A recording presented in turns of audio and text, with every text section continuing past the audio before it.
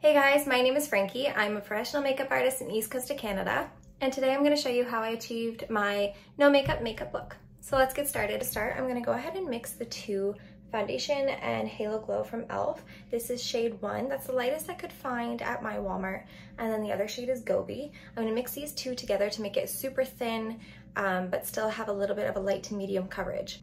Of course, my favorite way to apply it is on a beauty blender because you're going to get more of like a skin finish, whereas a brush is going to give you a bit more of a full coverage, and I'm not looking for that. I'm looking for just a really simple, pretty kind of summery look. So go ahead and mix it in together, and then you're just going to go ahead and apply it all over just like you would normal. So when you're blending it in, just blend it in nice and smoothly. Always have a damp beauty blender.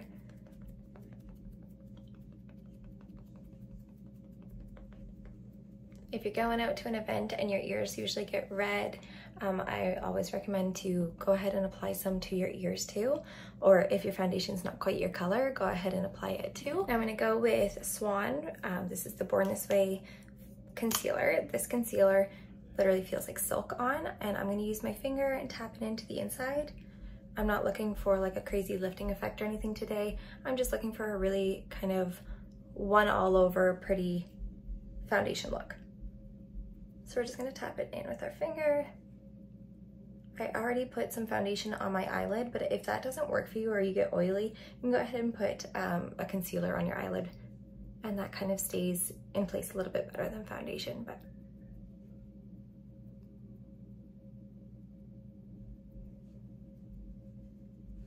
and if you look up close, I know it seems like more full coverage. I'm sorry, my eyebrows need to be done. But if you look up close, you can still see all of my moles, and if I had freckles from the summer, they would be shining through too. Now you can see it's nice and glowy, a little bit sheer, but also some coverage. If you're rosy, it works perfect for you.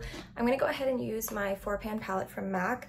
I like this the most, but I also have heard really good reviews from like the Rare Beauty and Nude Sticks contours, so I need to go ahead and invest in some of those so I can try them out. But I'm just gonna go ahead and lightly put some bronzer right over my cheek, and I'm not going for like a strict contour, but I am using kind of a medium. It's warm, but it's still ashy brown. So I'm just kind of putting it where you would put kind of your contour, just tapping it in with my finger.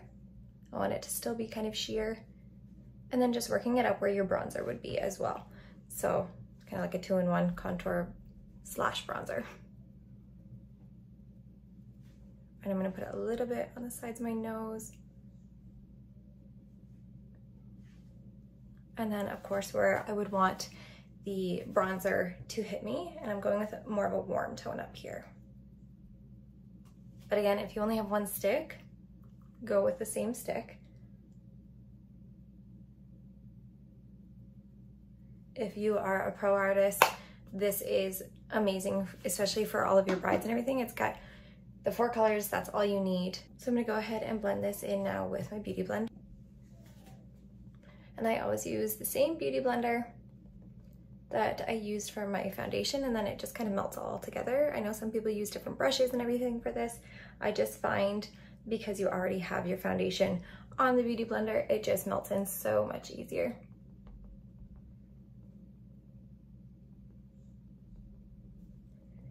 For blush, I'm gonna go ahead and use Rare Beauty, only because I absolutely love their products. But there are so many great cream and liquid blushes that you can get even at the drugstore. For example, the Baby Got Blush from Essence, they're under $4 and they are amazing. So now I'm taking the shade Happy from Rare Beauty, and I'm just putting very little. This is very pigmented. So just a little bit. And then I'm gonna go ahead and tap it in with my finger first. Make sure I got it where I want it. And then I'm gonna go over with the exact same beauty blender again and just blend it and melt it all in together. So I'm gonna add just a tiny, tiny, tiny bit more, only because I love blush.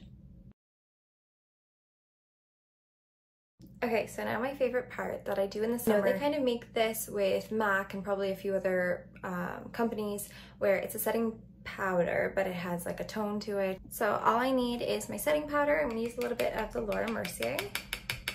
And then I'm gonna go ahead and scrape some of my Milani. I don't like to use too high-end bronzer.